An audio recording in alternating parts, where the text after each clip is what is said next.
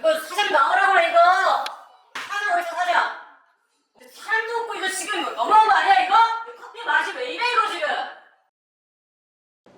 앞서 보셨던 영상처럼 소중한 매장에 와서 업무를 방해하는 손님들이 계실 때, 그런데 그 손님들이 2번, 3번, 수차례 방문할 때 너무 답답하셨죠? 경찰을 불러도 그때만 해결되는 것 같고, 미래에 이 사람이 우리 매장에 접근하지 못하게 할 수는 없나 항상 궁금하셨죠? 그래서 접근금지 가처분에 대해 오늘 설명드리려고 합니다. 안녕하세요. 사유 송주환 변호사입니다. 저희 사무실에는 요식업 프랜차이즈 가맹본부 고객들이 굉장히 많은데요. 보통은 저희가 뭐 투자계약이나 그 외에 뭐 동업계약 같은 것들을 도와드리지만 종종 이런 것들을 물어보시기도 해요. 매장에 진상 손님이 계속해서 들어온다. 그런데 우리 매장이 뭐 서울에 있는 지점도 있고 인천에 있는 지점도 있고 동네마다 지점이 있는데 그 지점들을 돌아다니면서 직원들을 괴롭힌다. 영업도 방해하고. 이 경우에 할 수 있는 게 법적으로 없냐라고 물어보시거든요. 그래서 제가 그 사장님들, 프랜차이즈 본사 대표님들의 고민을 해결해드리기 위해서 접근금지 가처분에 대한 내용을 오늘 설명드리려고 합니다. 접근금지 가처분은 보통 사람이 사람한테 한다라고 들어보셨을 거예요. 스토커들한테 접근을 못하게 하는 것들에 대해 알고 계실 겁니다. 그런데 오늘 다루려는 접근금지 가처분은 장소에 대한 겁니다. 그러니까 우리 매장, 그 F&B 프랜차이즈라고 하면 가맹점들에 접근을 하지 못하게 하는 가처분을 하는 거죠. 민사소송으로 이제 판단이 되는 거고요. 저희가 영상에서 계속 말씀드렸듯이 소송과 가처분은 차이가 있지 않습니까? 그래서 임시지위를 정하는 가처분이라고 해서요. 본안 소송보다는 좀 더 간이한 절차로 진행되는 누군가를 우리 매장에 접근하지 못하게 하는 가처분이다 라고 보시면 됩니다.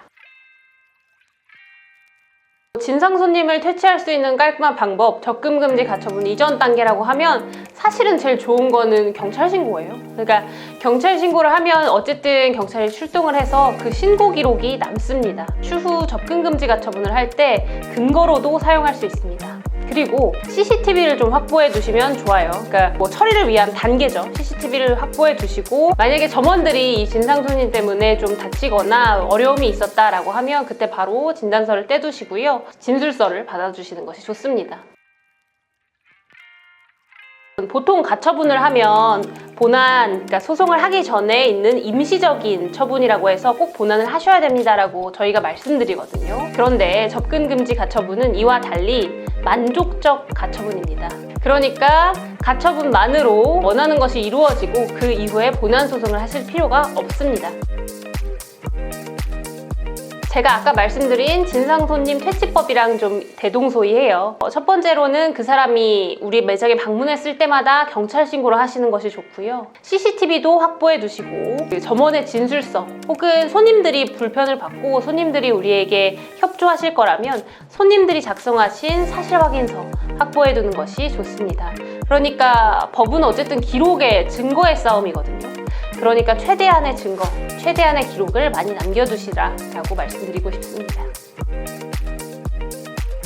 만약에 제가 지원커피라는 프랜차이즈 커피숍을 열었다고 했을 때요. 지원커피 전체에 대한 접근을 금지한다 라는 신청은 불가능하고요. 지원커피 양재점, 지원커피 서초점, 지원커피 역삼점에 대한 접근을 금지한다 라고 하는 접근금지 가처분 신청이 가능합니다. 그러니까 그 진상 손님이 한 번이라도 방문을 했다라고 하면 그 지점들을 모두 나열을 해서 신청서에 적시를 해야 됩니다.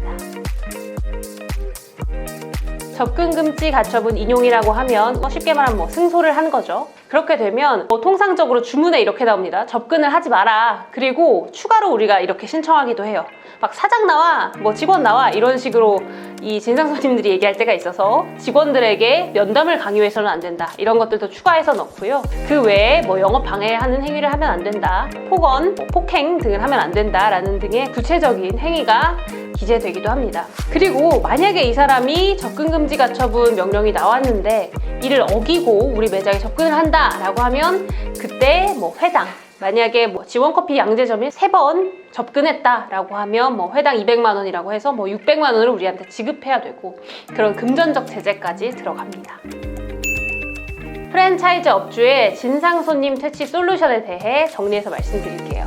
우선 각 가맹점들은 피해 상황을 수집하시는 것이 중요합니다. 경찰 신고를 하시고 CCTV를 확보하시고 다친 직원이 있다면 그 즉시 병원에 가서 진단서를 확보하도록 하세요. 제3자적인 입장에 있는 손님이 쓸 수 있는 사실확인서를 받아두셔도 좋습니다. 그리고 나서 가맹본부는 이런 것들을 수집을 해서 이 사람이 계속해서 우리 매장에 각 지점에 방문했다는 것을 입증하셔야 됩니다.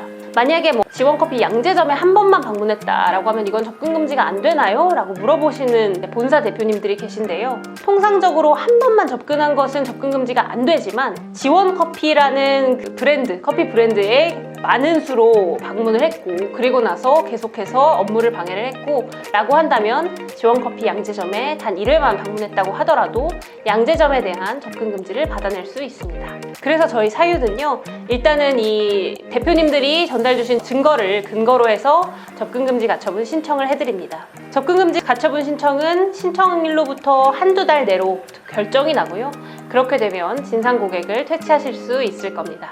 그리고 가맹 지점들에 대한 행동 양식을 매뉴얼로 보내드립니다. 진상 손님이 있거나 직원에게 폭언을 하는 고객이 있는 경우에 어떻게 대처해야 되는지 저희가 매뉴얼로 말씀드리겠습니다. 여기까지 사유 송주원 변호사였습니다. 프랜차이즈 대표님들은 이런 거 많이 고민을 하세요. 가맹 점주분들이 굉장히 고생을 하시는데 우리 프랜차이즈에 계속 우리 지점에 방문하면서 점주님들을 괴롭히는 경우가 있다. 이런 것들을 어떻게 막냐라고 항상 고민하시는데요. 형사 고소 그리고 민사 처분을 통해서 확실하게 이분들의 접근을 막을 수 있는 방법이 있다라는 것을 알고 가시면 좋을 것 같습니다. 만약 우리 매장에서 지속적으로 난동을 부리거나 불경한 언행을 하는 경우 그리고 직원들에게 폭행을 행사하는 경우 언제든지 저희 법률사무소 사유로 연락 주십시오.